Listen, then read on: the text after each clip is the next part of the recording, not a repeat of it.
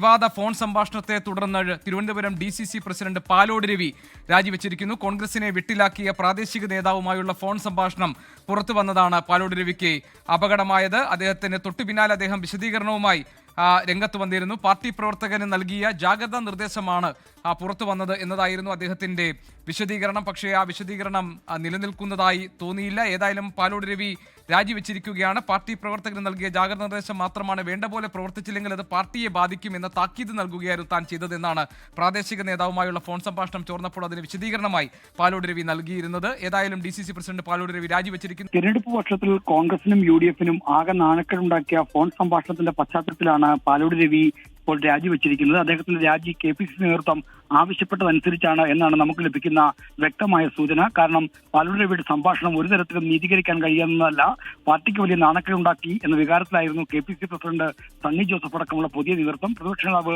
VD സതീശനും സമാനമായ നിലപാടായിരുന്നു. ഈ നിലപാടുകളുടെ അടിസ്ഥാനത്തിൽ പാലോട് രവി രാജിവെക്കുകയായിരുന്നു. രാജി നേതൃത്വത്തിന്റെ മനസ്സറിഞ്ഞുള്ള നീക്കമാണ് എന്നാണ് നമുക്ക് മനസ്സിലാക്കുന്നത്.